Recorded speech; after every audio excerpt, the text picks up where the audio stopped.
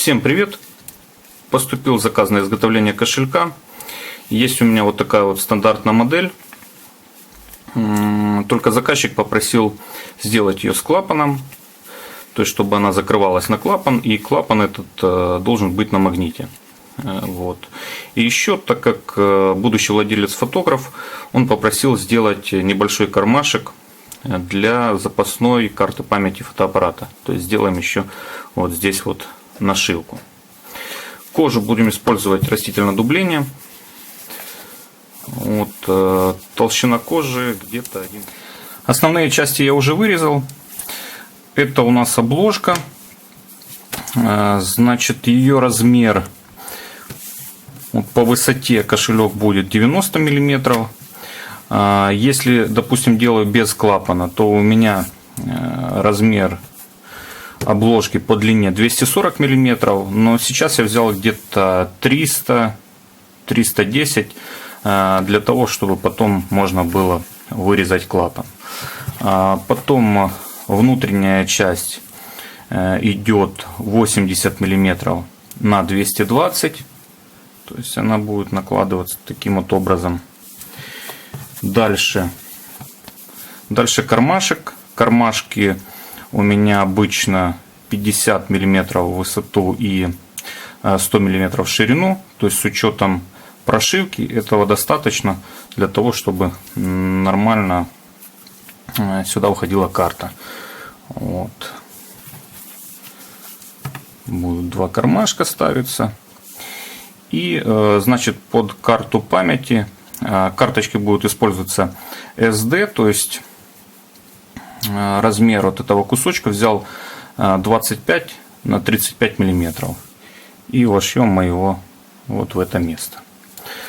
То есть получается, у нас все будет закрываться таким вот образом и здесь захлопываться на клапан. Следующим этапом я заглаживаю бахтерму. Так как видим, вот есть здесь явный ворс. То есть использую клей СМС, наношу его и заглаживаю таким шпателем.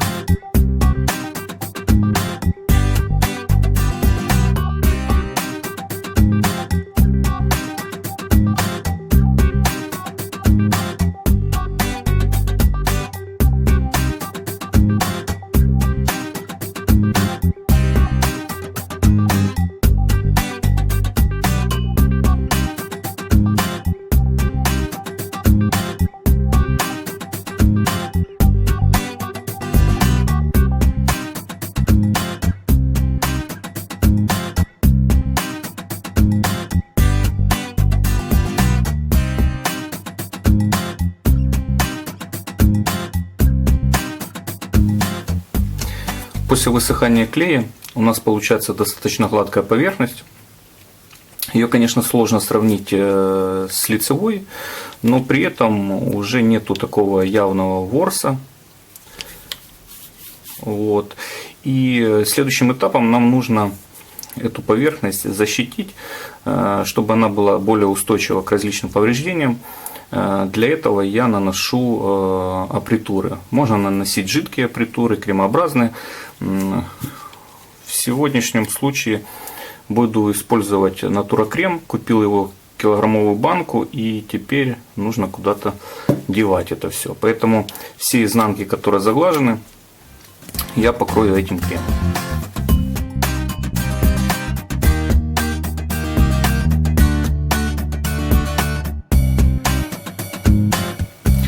После того, как доработали бахтерму, то есть изнанка у нас теперь с финишем и с защитным слоем, следующее, что я делаю, это задаю деталям кошелька какую-то определенную форму.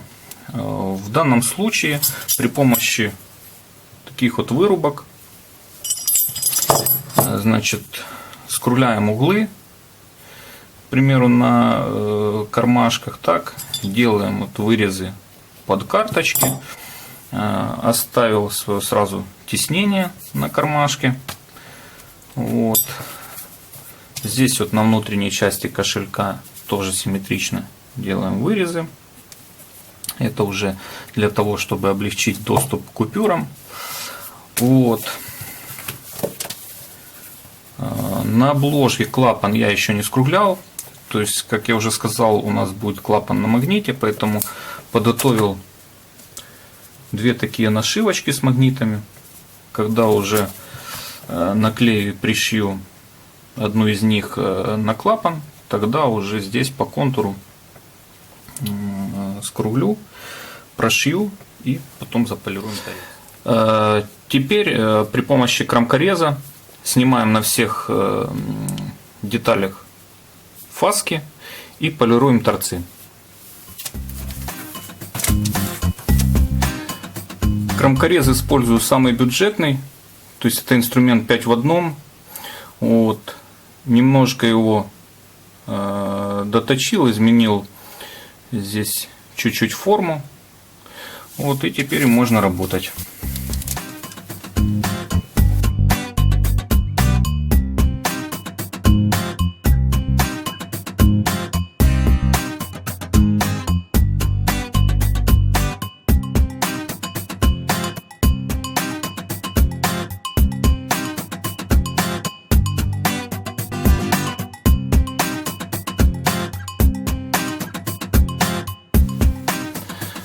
Там, где у нас у деталей будет общий торец, с обратной стороны я фаску не снимаю. Потом эта деталь, она будет накладываться, допустим, еще на одну.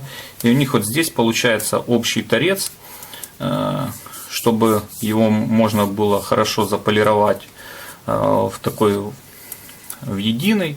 В общем, они здесь должны плотно склеиться.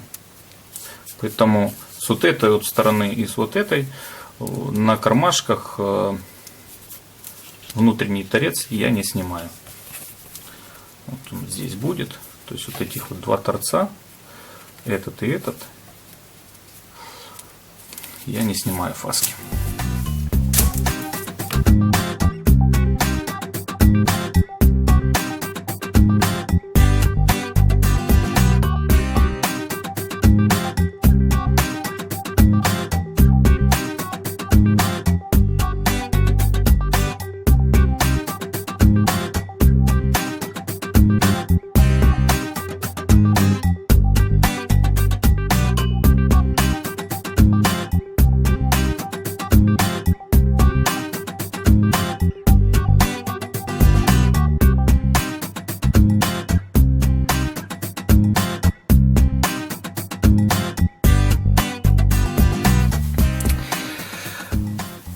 В общем, столкнулся с такой сложностью. Значит, если ставим кнопку на клапан, то там все достаточно просто. Находим середину, делаем отверстие и ставим кнопку. То с магнитом все немножко сложнее оказалось.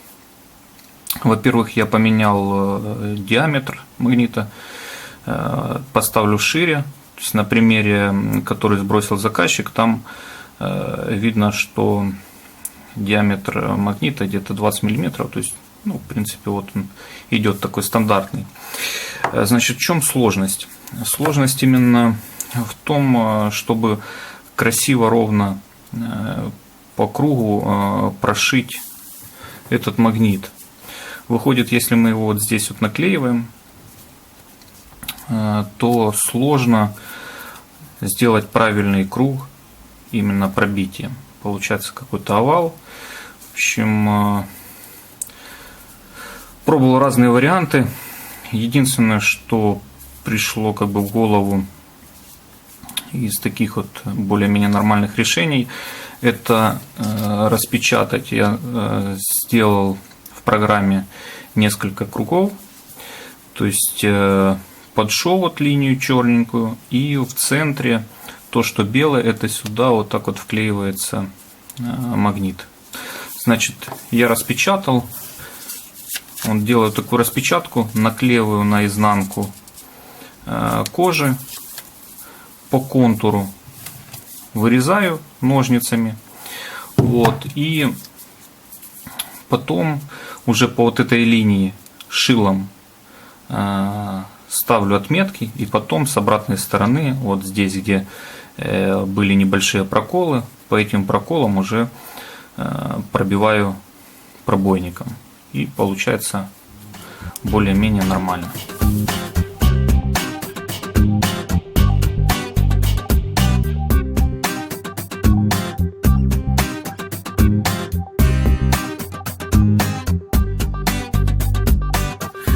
В общем, я каждую деталь еще по контуру прокрасил, нанес краску более темного цвета, коричневого. Краску наносил с помощью аэрографа. Вот, краска Толедо от Кенда Фарбен. Она на восковой основе или с восковыми какими-то добавками. То есть после нанесения в принципе не требует каких-либо доработок. Но по итогу мы все равно еще нанесем финиш. Вот также сделал нашивки с магнитами. Все работает. Вот такая получается обложка. Магниты. Сначала сомневался, что с кожей там в 1,6 мм магниты будут хорошо держаться, но на самом деле все нормально. Все так защелкивается. Вот. И теперь уже все детали готовы к сшиванию. Следующая операция — это уже разметка под шов и само сшивание. Отступ под шов будем делать от края 3 мм. Это связано с тем, что вот этот кармашек под карточку, если бы, допустим, сделал как обычно, я отступаю там 4 мм от края, прошил бы, то сюда карточка не лезла. Я просто померил, сделал отступ чуть меньше, и теперь на всем кошельке мы сделаем отступ в 3 мм. Дальше приклеиваю детали, делаем разметку, пробиваем, прошиваем сначала вот здесь, по внутренней стороне кармашки. Дальше делаем разметку на обложке, тоже делаем пробитие и уже поочередно сшиваем этот угол, прошиваем и прошиваем этот угол. Еще из особенностей данного кошелька, то есть мы просто вот так вот сложить там и сшить не можем, так как при сгибании у нас не будет оставляться вот здесь место для купюр. Поэтому внутреннюю часть нам нужно будет вот здесь рассчитать место, до которого вот мы будем пришивать внутреннюю часть кошелька, чтобы при сшивании у нас оставался вот такой вот зазор. Вот. И вот сюда вот, в принципе, мы потом будем вставлять купюры.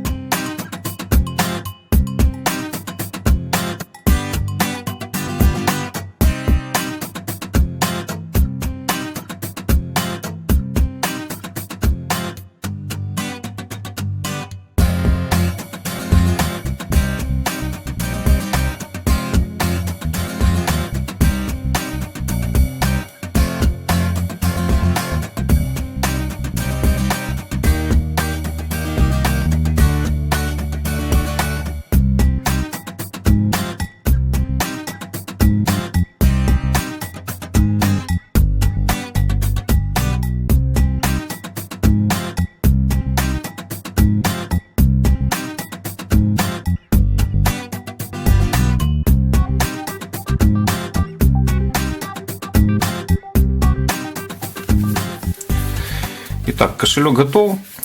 Я его полностью собрал, все прошил.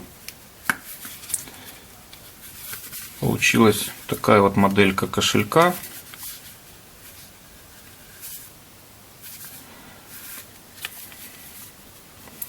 Значит, собрал все. Предварительно перед сшиванием вот эти торцы вот заполировал. Потом уже вшил в обложку. И дальше заполировал торцы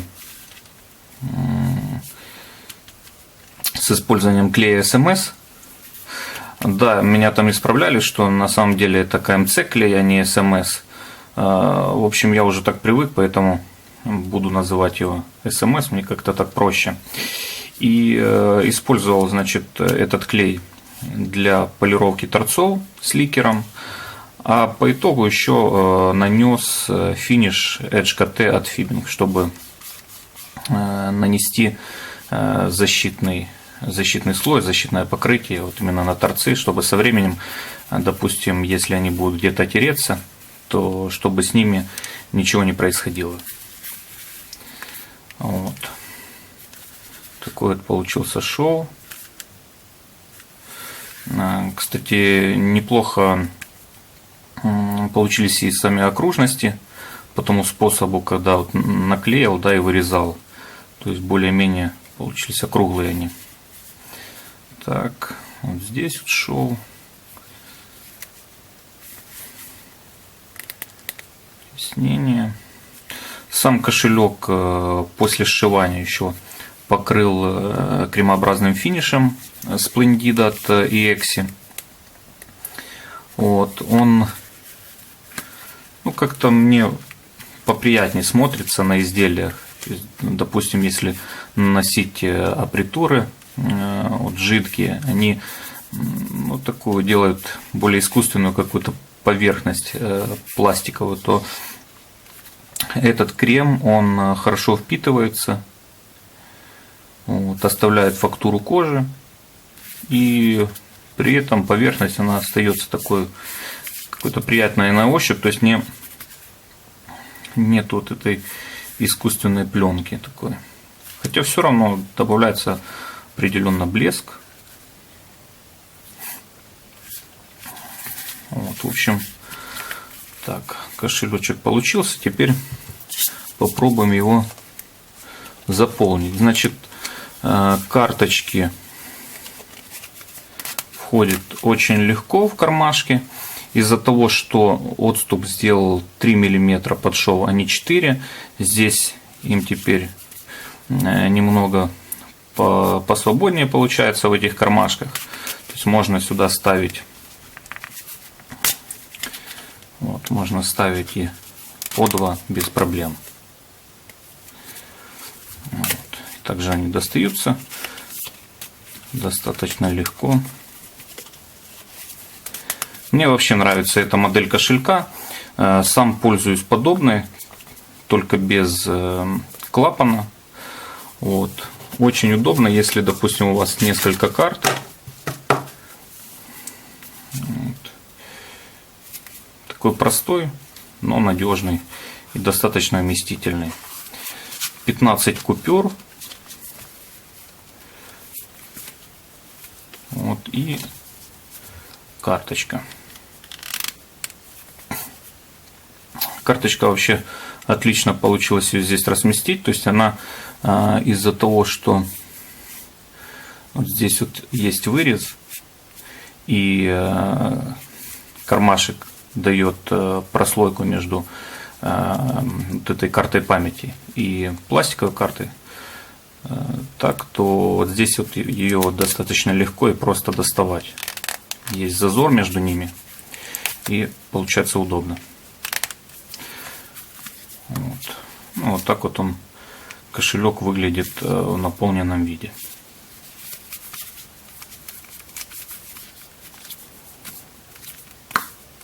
Магнит хорошо держит,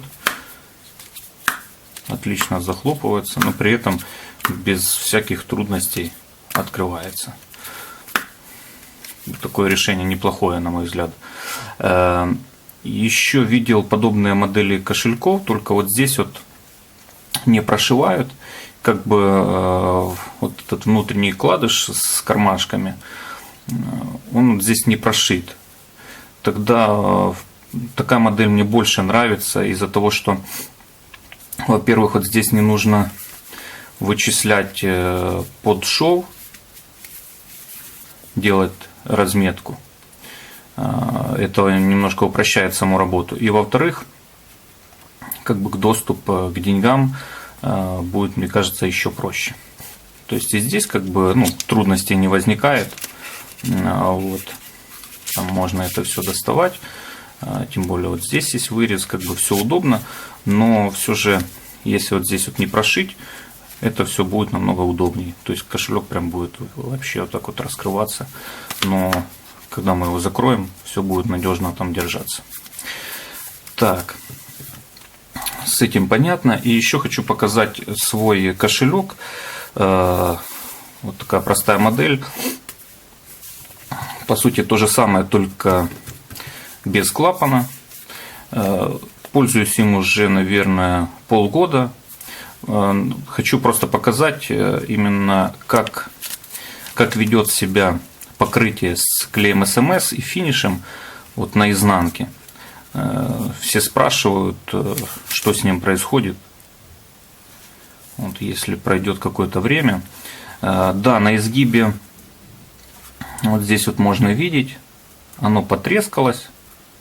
Ну, как бы не критично, но в принципе само покрытие, оно так вот потрескалось, немножко изменилось.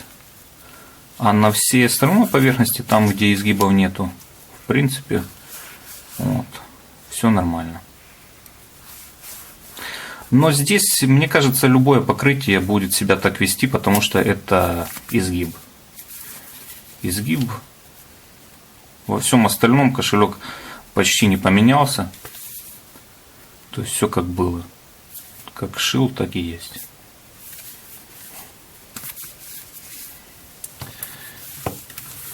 Если видео было полезным, ставьте лайки, подписывайтесь. И спасибо за просмотр.